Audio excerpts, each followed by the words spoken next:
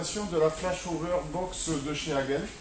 C'est celle que l'on met en œuvre dans le cadre des formations incendie pour matérialiser et bien identifier à tous les stagiaires les phénomènes thermiques.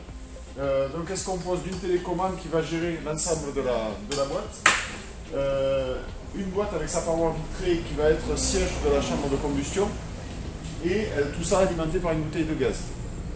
Une petite manifestation thermique grossièrement à 4-5 mètres autour de la boîte qui est un petit peu perçue, mais sinon pas de danger imminent sur la proximité.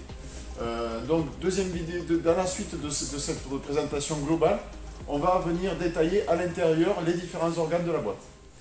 Comme on a vu précédemment, on va détailler un petit peu l'outil. Donc on a la télécommande de la flashover de chez Hagen, qui est une télécommande toute simple qui permet de diriger la totalité de l'exercice. Les évents supérieurs qui permettent d'évacuer l'énergie de la combustion. Donc ils sont assez sensibles, vous verrez lors de l'exercice. Et un ouvrant latéral qui lui va nous permettre de faire un apport d'air. Du coup on pourra avoir un apport d'air par le côté. Au niveau de l'intérieur, on va se retrouver avec les électrodes d'ignition qui sont juste là, qui vont nous permettre de faire notre point d'ignition. Et le ventilateur qui est sur le côté, au bout de mon doigt, qui permet de faire le brassage dans la chambre de combustion. On va se remettre donc dans notre contexte de la fuite de gaz. La fuite de gaz, qu'est-ce qui nous arrive? Eh bien, on a notre personne dans son logement qui a une fuite au niveau de sa gazinière par exemple, et on va dire le salon séjour avec son petit point de chauffage, le poêle à pétrole, la cheminée, peu importe. Donc qu'est-ce qu'on a? On a du gaz, donc là le gaz, on va monter notre compteur pour arriver à un débit à peu près cohérent. Qu'est-ce qu'on a? On a notre point d'ignition, puisque notre poêle du salon ou notre cheminée, c'est notre point d'ignition. Et on va donc faire partir notre débit pour créer notre fuite de gaz qui arrive de la cuisine et qui va à la rencontre du point d'ignition dans la cheminée. Donc derrière, on fait partir le compteur.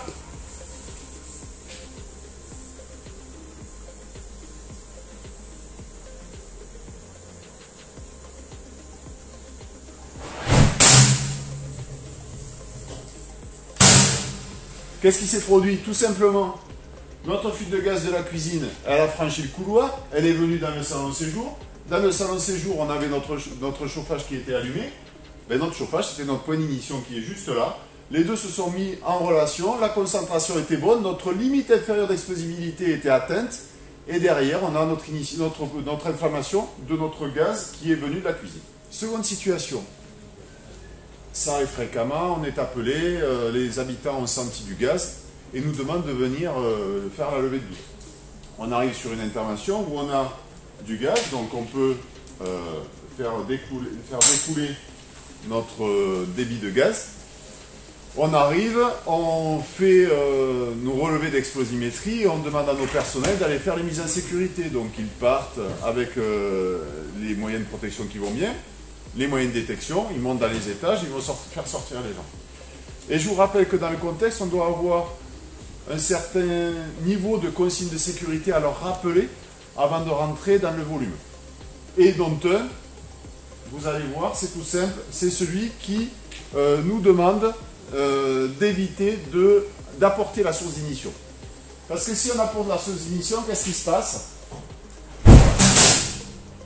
On arrive à ça. On arrive à ça, c'est quoi ça?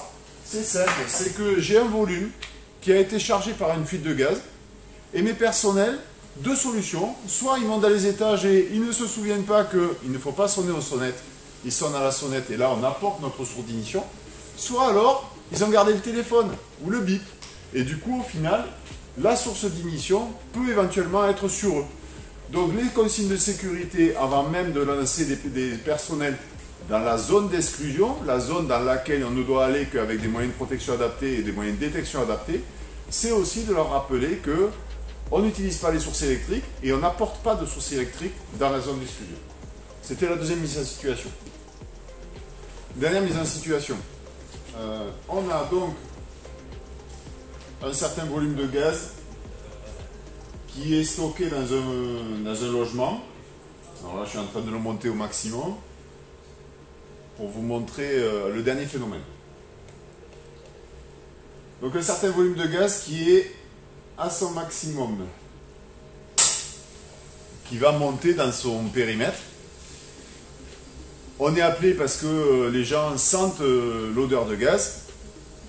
On arrive sur les lieux, on prend en compte la situation, on définit notre périmètre, on définit notre zone d'exclusion, notre zone de soutien. On confirme la PGR ou la fuite de gaz classique, peu importe. Et on lance nos actions pour aller faire nos mises en sécurité, nos relevés d'explosimétrie et éventuellement des reconnaissances périphériques. Donc vous voyez, tout ça, ça va se charger en volume pendant tout ce temps-là. Et si dans ce volume-là, il y a une source d'ignition qui arrive, mais qui n'est pas encore présente dans des proportions adaptées pour que l'inflammation se fasse de suite, on va arriver dans un contexte où on aura un volume rempli de gaz. Alors la source d'ignition, je vais vous l'allumer après, je vais vous montrer. Et tout ça dans la même ambiance, mais pas en proportion adaptée. Et on va voir qu'on va aller chercher, tout à l'heure on a été chercher la limite inférieure d'explosibilité, là on va aller chercher la limite supérieure d'explosibilité.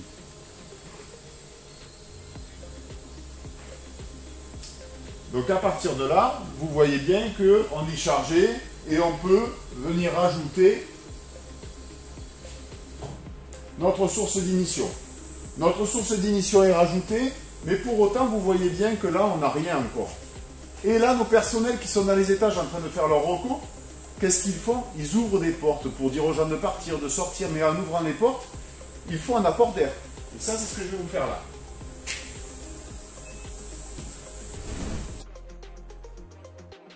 Pour gérer cette situation, on va mettre en place une zone d'exclusion. Cette zone d'exclusion, elle va nous nécessiter d'avoir des matériels de protection adaptés. La première protection, c'est de ne pas avoir sur vous votre bip, votre téléphone ou un moyen portatif qui n'est pas adapté à la zone d'exclusion. Au niveau des enjeux, il y a bien sûr dans cette zone des personnes à sortir, donc on procédera à l'évacuation de la population.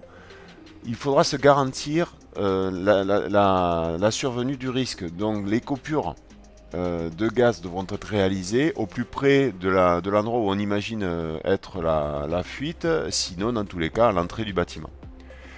La sécurisation électrique passera par la coupure générale. La coupure générale, on ne pourra l'activer que si notre explosimètre nous confirme qu'on n'est pas dans un endroit dangereux, si on n'est pas dans la plage d'explosivité. Je vous rappelle que quand on va manipuler l'interrupteur général, on va créer une étincelle. Donc il faut vraiment s'assurer par l'explosimétrie qu'on est bien dans un environnement adapté. Sinon on ira chercher un organe de coupure électrique en dehors de la zone. L'engagement du binôme dans la zone d'exclusion, il doit se faire avec la tenue de feu complète, l'appareil respiratoire ainsi que la balise de détresse enclenchée. N'oubliez pas de laisser la clé à l'extérieur. La mise en place d'un moyen hydraulique. Effectivement, vous avez vu, la combustion continue à s'auto-entretenir. La mise en place du réseau d'explosimétrie, c'est ce que l'on a vu depuis le début. Et il faudra définir où commence le risque, où il finit et à quelle hauteur est-ce qu'il est. Est-ce qu'on est juste en dessous de la limite inférieure d'explosivité? Est-ce qu'on est dans la plage ou est-ce qu'on est largement en dessus? La manipulation des interrupteurs du bâtiment, dans les niveaux, dans les étages, des sonnettes des appartements, tout ça c'est à proscrire. L'aération des locaux. Alors l'aération des locaux, effectivement, si on est en limite supérieure d'explosivité, c'est quelque chose que l'on pourra faire, mais dans la mesure où le COS l'aura autorisé, parce qu'il faut qu'il anticipe des mesures de sécurité à cette ventilation. Si on est dans la plage d'explosivité, effectivement, c'est une autorisation aussi que le COS aura prévue dans sa technique opérationnelle. Et si on est en dessous, ça nous permettra de limiter l'évolution vers la limite inférieure d'explosivité. Dans cette zone de danger, on ne va pas y aller tous, ça ne sert à rien, on y va juste ce qu'il faut, comme il faut. Ça ne sert à rien d'engager inutilement des binômes en plus, donc on restera au strict minimum.